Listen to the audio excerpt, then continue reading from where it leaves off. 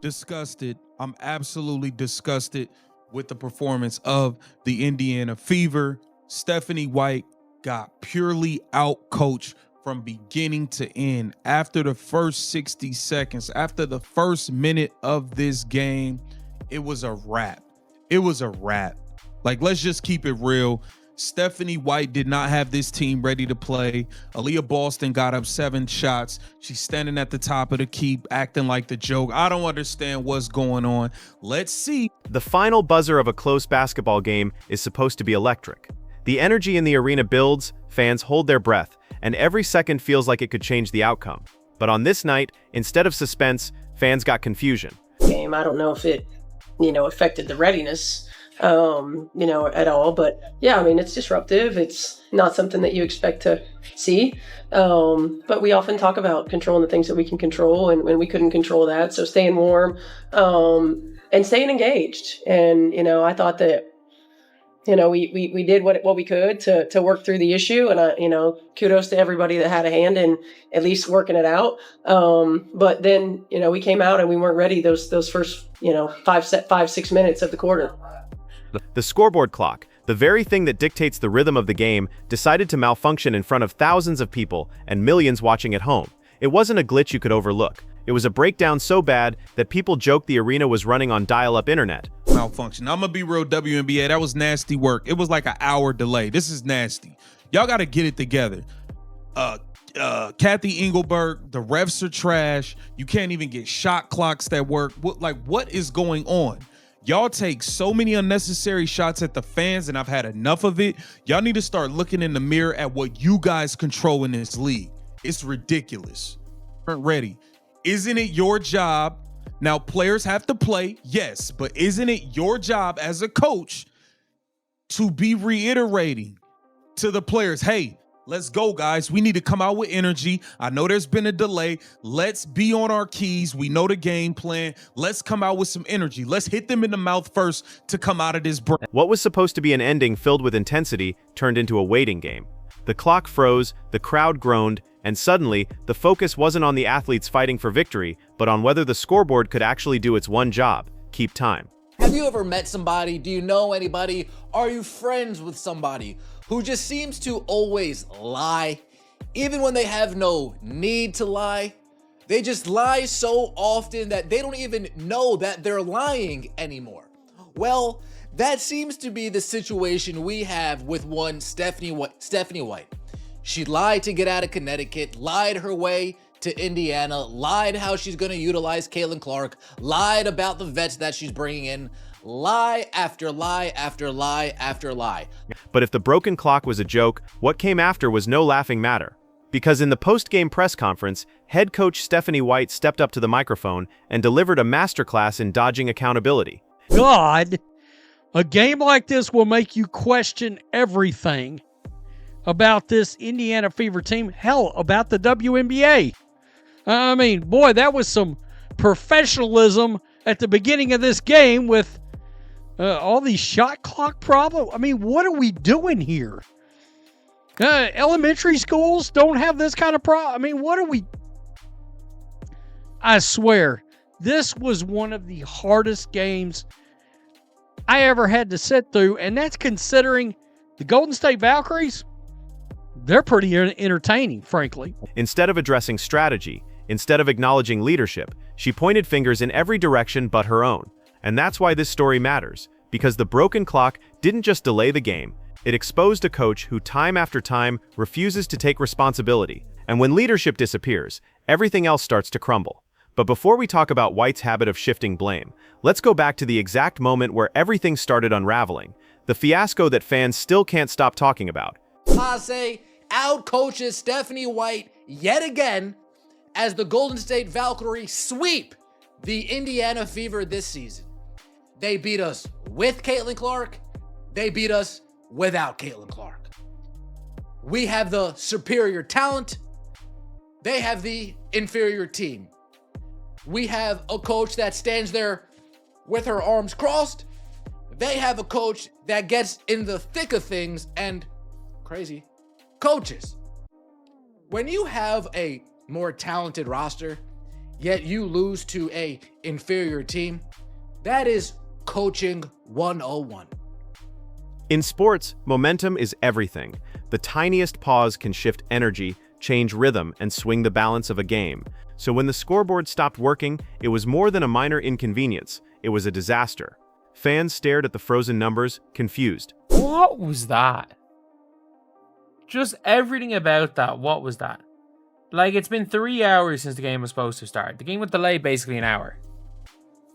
What was that? Like, what was that? Like, the 63 points against the Valkyries team. Aaliyah Boston scored 4 points. She had 4 points. 4 points. Kelsey Mitchell, 4 of 14. Was it a timeout? Was the game paused on purpose? Commentators scrambled for words, throwing out half-serious guesses. Some suggested the arena staff had accidentally unplugged the system to charge their phones. Others joked that maybe the scoreboard was powered by a family of hamsters running on wheels, and one of them had just collapsed from exhaustion. We have one side, Nyla Nakase, who gets the most out of her players, who gets the best out of her players, who draws up plays to get players in a position to win, puts them in a position to succeed. And then we have Stephanie White, who stands on the sidelines with her arms crossed and her head in the clouds. The Indiana Fever got punked tonight. 75-63. This game was close for the first 65 seconds. 65 seconds, we had ourselves a ball game. Social media lit up instantly. Within minutes, memes flooded Twitter. Some fans shared videos of old dial-up internet sounds, saying the clock must have been trying to reconnect. Others posted clips of microwave timers, comparing them to the arena technology. One viral tweet read, "This clock has the same energy as a school projector that needs 15 minutes to warm up." It was hilarious, yes, but it was also infuriating. And that coach, I'm going to tell you, of the coaches that got hired this offseason, she's the one that knows what the bleep she's doing. Seriously, she actually knows what the bleep she's doing. Let's start with maybe the only highlight from the night. Right here. Actually, I've got a Kate Martin highlight to show you. Caitlin arrives for the Fever Valkyries game. Right there. Oh, I don't want to get a copyright on some song, but there she is walking in. There she is. Walking in to see this team get destroyed. This wasn't some recreational league game. This was professional basketball, and the most basic technology in the building had just failed. The delay wasn't short either. It dragged long enough to cool off players, kill momentum, and turn what should have been a tightly contested finish into a sloppy, disjointed mess. And while the scoreboard eventually flickered back to life, the damage had already been done. The rhythm was gone. The intensity had been sucked out of the building. The other team regrouped, while White's squad looked unsettled and disorganized. This was the moment where a strong coach steps up. This is where leadership matters. But instead of guiding her players through the chaos, Stephanie White did something else entirely. So yesterday, the Golden State Valkyries played the Indiana Fever and came out with the win, but I have to say that was one of the longest games I've ever watched. Like, even the first half, I was having trouble staying awake just because of the delay. And I would think, too, with it being the Chase Center and NBA games run out of there as well, that they would have fixed the clock issue or checked the clocks before, but regardless, things happen. So the first half ended up being like an hour and a half long, which is crazy. And towards the end, there was like a minute left in the half. I swear there were so many foul calls at that point, and then there was a challenge, and as soon as the challenge happened, I was like, we already know how long challenges take with the WNBA, especially this year, so that's only going to add on more time. Frustration is palpable. It's no longer just about one loss or one press conference, it's about credibility. And once a coach... When the press conference began, fans hoped for clarity. They wanted to hear how the team was dealing with the bizarre circumstances. They wanted to hear about strategy, adjustments, and accountability. Instead, they got something much different. Stephanie White, in her trademark fashion, deflected. According to her, the loss wasn't about coaching decisions. It wasn't about missed adjustments. It wasn't even about how her team responded to the delay. No, the story she told was simple. The players didn't execute. It was the players' fault for not making shots. It was the players' fault for losing focus. It was the players' fault for failing to recover after the clock fiasco. White's fingerprints were nowhere to be found on the outcome. What she didn't mention was the lack of timely timeouts. She didn't acknowledge the stagnant offense. She didn't talk about the absence of tactical adjustments that could have disrupted the opponent's momentum. None of that came up. Instead, her message was clear. The responsibility belonged to everyone else. For fans, this wasn't shocking. They'd seen this routine before. When her team wins, White positions herself as the mastermind. When they lose, she points the finger outward. It's become a cycle so predictable that fans can practically script the press conference before it happens. And that predictability is exactly why the backlash after this game was so fierce, because this wasn't a one-time slip-up. It was the continuation of a pattern that's been festering for years. I'm so furious with this Indiana Fever performance, this bonehead Stephanie White. Man, this game was an atrocity, a flat-out embarrassment. Listen, the Indiana Fever got absolutely smacked by the Golden State Valkyries 75-63. They brought the brooms out on us. They swept up the floor with us. Wait, Brett, you know how embarrassing it is to lose to one team every single time you play them in a season? Patterns have a way of revealing the truth, and in Stephanie White's case, the pattern is painfully obvious. When things go wrong, she finds someone else to blame. Look back through her post-game comments, and you'll see it.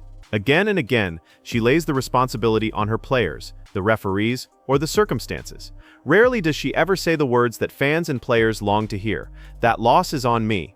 It's become such a running joke that fans have started cataloging her excuses. Entire threads exist online where people share clips of her interviews, side by side, pointing out how often she repeats the same lines. "We didn't execute. The refs made it tough. We just didn't have it tonight." The phrases change slightly, but the theme never does. It's never her fault. Ron-Arak, the internet has amplified this reputation. A viral TikTok mocked her by creating a Stephanie White excuse bingo card, where fans mark off predictable phrases during her interviews. The squares included lines like, "Momentum shifted, we lost focus, and the players didn't step up." Within minutes of the press conference ending, fans joked they'd already hit bingo. For fans, it's entertainment. For players, it's exhausting. Because while social media might laugh, the people in the locker room are the ones who feel the weight of her words the most. And when a coach consistently puts their failures on display for the world to see, it doesn't just bruise egos, it destroys trust. Professional athletes are used to criticism. They deal with it from fans, from the media, and from themselves. But when that criticism comes directly from their coach, the one person who is supposed to lead them, protect them, and inspire them, it hits differently. Imagine being one of White's players. You play through injuries, sacrifice your body, and push yourself to exhaustion. And instead of your coach standing up for you when things go wrong, she goes on national television and tells the world that you're the reason the team failed. Ron, that kind of blame wears down morale. It creates fractures in the locker room. Players start questioning whether their coach has their back. They start wondering if she sees them as teammates or as scapegoats. And once that seed of doubt is planted, it grows quickly. Ron, the best coaches in history know that leadership isn't about perfection. They make mistakes, sometimes huge ones, but they protect their players in public. They take the heat themselves, even if it means shouldering blame they don't deserve, because it builds loyalty. It tells players, "I've got you," and in return, players give everything they have. White has flipped that dynamic. Instead of absorbing pressure, she deflects it. Instead of building loyalty, she erodes it. And with each post-game comment, the trust inside the locker room weakens a little more. This isn't just about one bad press conference. It's about a long-term problem that's beginning to poison the foundation of her team. And if players no longer trust their coach, then no strategy, no playbook, and no motivational speech can save the season. Fever win streak ends at 2, dropped to 8th in WNBA standings. Indiana Fever swept in the season series as they lose to the Golden State Valkyries 75-63. Taking a look at the current standings as a result of this loss, the Fever now officially drop a half game behind both the Valkyries and the Storm and into 8th playoff spot in the WNBA standings. There really are no positives to speak of as a result of this loss. All 5 Fever starters had a negative player impact stat against them. If you want to call out something positive from this game, Ariel Powers was the leading scorer for the Fever with 17 points off of the bench. Fans aren't just irritated about one clock delay or one finger-pointing session. They're frustrated with the vibe, the energy. While players feel the internal sting, fans see the external spectacle. And make no mistake, they are furious. After the clock fiasco, Twitter became a war zone. Memes flew faster than the game itself. Some fans roasted the scoreboard delay, but most of the anger was directed straight at Stephanie White. One comment summed it up perfectly. her accountability is on the same delay as the scoreboard. Others were even harsher. If excuses were trophies, she'd need a new shelf, one fan wrote. Another said, her playbook has 2 steps. Step 1, blame players. Step 2, repeat. The criticism didn't stop at social media. Talk radio lit up with callers demanding her resignation. Online petitions surfaced, gathering signatures from fans who wanted her gone. Even sports analysts, who usually tread carefully around coaches, began questioning her leadership style. And this is where things get dangerous for any coach, because once the fan base turns, the clock starts ticking. Owners and executives might tolerate losing, but they won't tolerate empty arenas, declining ticket sales, or fans demanding change. And right now, Stephanie White is at the center of a firestorm that's only growing louder. What makes this situation so frustrating for fans is that they know it doesn't have to be this way. They've seen other coaches handle adversity with grace, strength, and accountability. Legendary coaches understand the unspoken rule of leadership. You take the bullet in public. Whether it's Phil Jackson standing tall after a tough loss, or Greg Popovich shielding his players from criticism, the great ones know that protecting the team is priority number 1. Even when the players are at fault, the coach stands in front of the cameras and says, "This is on me."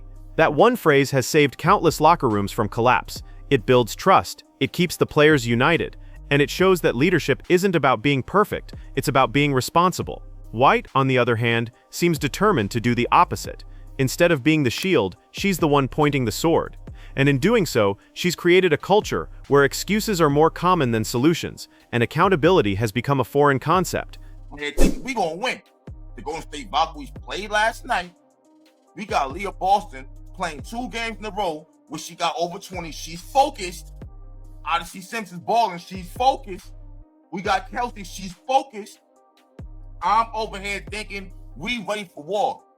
Straight up. No, we wasn't. No, we wasn't. The entire first quarter, Golden State had uncontested threes. They missed 1 3, if I'm not mistaken, in the first quarter. And they shot like 8 or 9 of them. Hold on. You know what? Wait a minute. Let me get this. So what now? Does Stephanie White survive this storm, or is it only a matter of time before she's replaced? The case against her is strong. She's lost credibility with fans, she's damaged trust in the locker room, and she's shown a consistent refusal to own her mistakes. For many franchises, that alone is enough to make a coaching change. But it's not that simple. Firing a coach mid-season is a messy move. Who replaces her? An assistant with limited experience? A veteran with a different philosophy? A newcomer who might not click with the roster? The franchise has to weigh not just her failures, but also the potential chaos of making a change.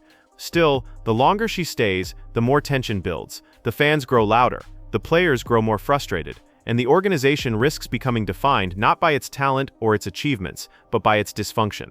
At the end of the day, this story began with a broken clock. But the real ticking sound echoing through the arena now isn't from the scoreboard, it's from the countdown on Stephanie White's career. Every excuse she gives, every time she points the finger, every moment she avoids responsibility brings her closer to the end. The fans know it, the players feel it, and the front office can't ignore it forever. So here's the question. Does she deserve more time, or has the clock already struck 0? Because in sports, excuses don't win championships. Accountability does, and unless Stephanie White changes her approach, her time might run out long before the next buzzer sounds.